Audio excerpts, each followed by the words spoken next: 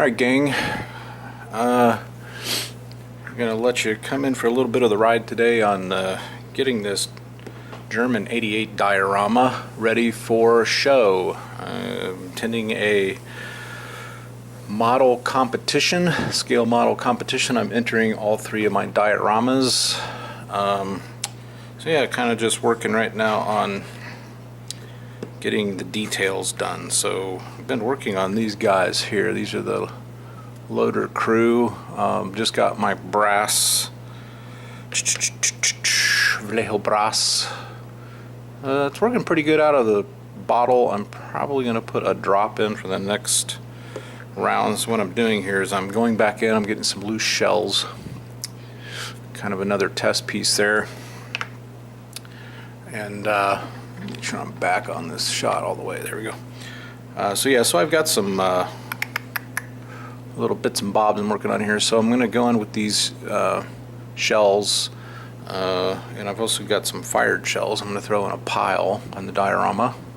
So get those brassed up, and then I'm going to be working on I got a little shovel, and I got a big sledgehammer here we're going to get to here, and another nice use of these paint trays that I love to use. They're the plastic that's here is a very slippery, smooth plastic, and I just take them upstairs to the kitchen, throw them in the soaking sink, as it were, and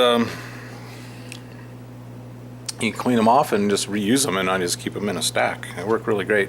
So I'm kind of just going in, I'm just making sure all the mold lines are off of these suckers. Now there's two classes in the competition. There's the master class, and then there's the adult class. I'm just going after the adult class at this point. My skills have gotten a lot better in the last year or so with my model kits, but I'm going to come over this way a little bit and just make sure we get everything in the shot. So I'm just going in, since you're doing some research, and I'm pretty sure, but I'm going to double check. I'm pretty sure, see, we got the brass goes up to those rings. The rings are like almost an off-white, almost a tannish color around the rings, and then this top part is black, I do believe, for armor piercing. And then I think there was they used a yellow, like a yellowish color for the tops for anti-aircraft, which would be like fragment shells. And they'd go up, they'd set to a certain height, they'd shoot them up, and they would fragment. Then of course they had some gun crews that were so good with shooting at aircraft that they could aim at the aircraft and bring it down with a armor piercing. So anyway, so I'm putting these in head first, tip first, because I'm going to do the brass bottoms first, and then we'll come back in at another point, and I will do the tips, the black. Alright, so I think I got a couple more over here. I'm just making sure the mold lines are cleaned up. I've been doing some research on these competitions, and these judges get down with magnifying glasses and frickin' mini mag flashlights to look at your details and your mold lines. So yeah, but again, every kit I do, I get better and better, so really making sure all the mold lines are clear, and I'm going back in with the plastic putty, filling all the gaps, anything that doesn't make the model look polished. But I'm definitely getting there. I'm definitely getting a lot better. Now, some of the stuff you see on YouTube, some of these model competitions, I mean, some of these guys, the stuff they do is just absolutely ridiculous, the detail that they get. Especially like the big ships with the rigging. Something I like to do down the road is, I love to do diorama kits, so I'm really looking to get into doing a U-boat diorama. What would really be cool is to do a, like Das Boat, do a U-boat diorama that has the U-boat inside the bunker, and do a top view of what the U-boat in dock being resupplied. That would be a really cool diorama to do. If any of you guys are here in the States, or ever come over to the States and go to Chicago, you got to go to the Chicago Museum of Science and Industry, and they have the U-505 on display in a mock sub bunker indoors, and you can go through this submarine. It's pretty amazing exhibit. So you can see here I also got I wanted to show a shell that was loaded in the gun with the auto loader, right? So we got that going on. So we got this, I got the brass, and then I gotta decide how I'm gonna do these. I would probably think I'm gonna do maybe the same kind of concept where I'll stick these in. I will do like 3/4 brass, let that dry, flip them back over, and do the rest of the brass. I think that's probably going to be the best thing. So I'm kind of looking these over. I'm not seeing a lot of mold lines. And then so we got all these suckers. We're going to do some loose ones that they've just tossed to the side, so to speak. And then I've got my rifles I got to get to today. Now I'm going to be doing the rifles, detailing them. Where did these rifles go? It's pretty cool. For those of you that never done a kit like this, you can see that they have little places here for the guns, the rifles to get put while the crew is in transit in their half track. So that's where some of those are going to go, just to make it look like it's fully equipped. So yeah, that's kind of what I'm doing. I'm just using my typical Gatorade cap. And then what I do is, before I put anything new on a used cap, I'll re-massage this. Alright, get this all massaged up. Let's get it straighten you out here a little bit, guys. That's what I love about this boom. It's very versatile. I can really get a lot of great camera angles with this boom. So, like a piece of bubble gum, you kind of just work it, get it soft again, put it down. Then I will bust out my Happy Tack, and I'm going to cut off a couple more pieces with my Fiskars. If you guys want a good pair of hobby scissors to keep at your desk that are really sharp and great for doing fine work, Fiskars. You can pick these up at probably any, Target, Walmart, Joann's Fabrics, Michael's Gifts, stuff like that, places like that. You're going to definitely find these. Yeah, so poster tack, guys, good stuff to keep around. Yeah, I'm kind of looking forward to it. My wife's going to go along now. We check in around between 9 and noon. They got vendors. They got vendors there selling stuff. I might pick up a few things. You never know. Then between noon and 3, they do the judging. So that's like perfect. I mean, the way they have it set up, so you could go get lunch. So we're going to go down to German Village down there in Columbus, and there's a Schmidt's restaurant, which is pretty famous for authentic German food. And we're going to go there. It looks like we got a little top flashing on the tops of these, so I'm going to go in and get that knocked off. The nice thing about this poster putty too, guys, is even if you're doing like a miniature and his feet are in the minute, and this stuff does not like adhere to the plastic like you would think, and then you can go back and do maybe a touch-up like what I'm doing here. I'm going to paint one side, flip them over, and then come back through and do the other side. So this technique is great for any of you guys that don't do modeling, which I highly suggest you think about getting into, because it's really hones your your model building skills, your painting skills, and it's just fun. It's nice to be able to, and I typically have a diorama project at the same time I am doing a model kit for Wargamming, and I like to bounce between the two so I'm not getting too bogged down, so to speak. And with Napoleonics, as you know, I've been doing Napoleonics, and even my Hail Caesar stuff I'm going to start. You know, you want to break that up a little bit. It gets monotonous, and that's the thing I'm really trying to hone in on now, guys, with the model dioramas, is detailing.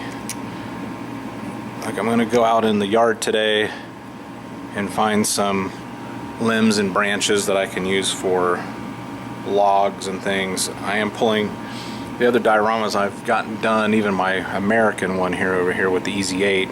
I've pulled off the figures to improve the detail. I just got to looking at it like, you know, this isn't up to snuff, not for a competition. So really, by going to competition like this, it's encouraging me to up my game. You know, I'm really looking to really start going after detail and realism. So yeah, you guys pull up on YouTube. There's tons of footage guys have gone around, and I personally like the video footage. Guys that go around and do video footage of some of these model competitions, international model competitions, and it just, the kits and the dioramas these people do is really inspiring. You know, and it really shows you what you can do once you get really, what's the word I'm looking for? Techniques. It's just learning a series of techniques. And you also learn from model building that everything is a series of steps, just like painting miniatures for wargaming. It has broken, you gotta really break it down into a step-by-step process. Alright, so now we're gonna go in with some of our brass. And here's my other tip. For you new guys, don't follow the channel regularly. I'm gonna put in a lead fish sinker inside this bottle. It's brand new, just came today. Pull the top off. I just use a paper towel that I use for my cleaning, for my brush. Pop them in there. Sometimes if a paint comes and it's a little on the thick side, I'll put some water, a little bit of water inside the bottle to start loosening things up. And get her cap back on. And now you got a rattle can. Now your paint's going to get mixed up really nice. Alright, we can ditch this. We don't need the cleaner anymore. And yeah, we're going to go in with some brass here and take a drink of Coke.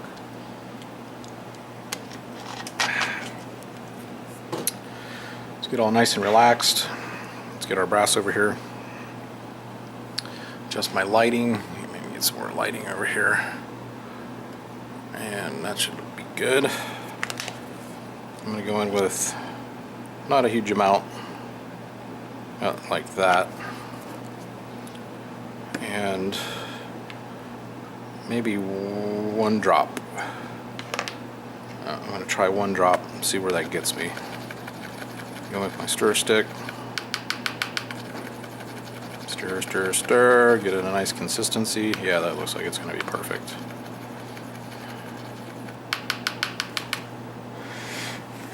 I'm going in with the regiment brush. Get her wet. Going in with my brass. And put on our, I think I'm going to have to do 2 coats, because I didn't do any primer on this. Just like so. Make sure you guys are in the shot.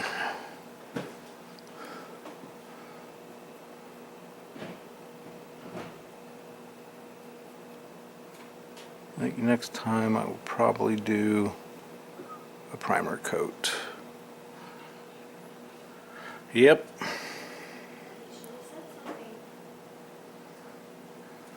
And let's go one by one like this. La la la. Assembly line painting. Yeah, I'm just gonna have to go thin coats. I'm gonna do a couple thin coats. I think next time I'll primer these white, like my minis. If I have shells like this again, and hit them with some white primer coat.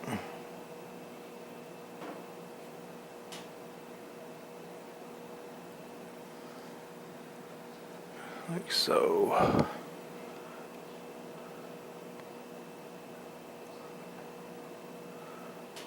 You get the idea?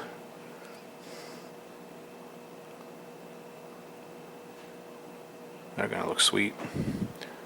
Really adds a nice little pop.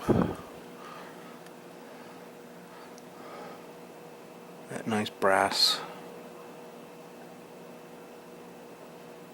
Alright guys, I'm going to finish these up and we'll come back and I'll try to bring you back in for another segment. Alright gang, getting into the decal phase. I'll show you quickly what we're doing here. Getting decals on the front of the 8-ton half-track, on the back of the 8-ton half-track. Markings for the 88 gun on the sides. As such, doing some weathering, certainly not done yet. Definitely gonna go in with the desert sand weathering here next. Once I get some, soot marks and oil marks and whatnot. Oh, decal markings. Okay. Now I would highly recommend this Mark Fit Strong. My label is kind of tore up there, but definitely check this out. It's really good stuff. Mark Fit Strong. It's a decal additive, and you put it on before you do the decal, where you're going to put the decal, and then you put just a little bit on, and it basically makes the decal adhere and also conform to the surrounding areas of the model, and it works really well. I highly recommend. Definitely got my second coat onto the shells, looking good. I'm getting ready to start on the rifles so that I can get those attached inside the half track. I'm going to put one here, one here, one here, one here, and then I'm putting the lid on once I put the driver in place, and we'll put this on and begin the final weathering stages. It's looking really good. Giving it all I got, but I'm sure one of the advantages of going to this show upcoming Saturday is I will learn a lot, so make my modeling even better. So yeah, so there's that. So decals are coming along really well, drying really well. So yeah, so there you have it. I will throw up another video here once I get all the fine-tuning of all 4 dioramas done, and I'll be doing a great addition to the show. We're going to go to the model convention, and I will certainly be bringing all my cameras. Alright, thanks guys, hope you have a great one. See ya.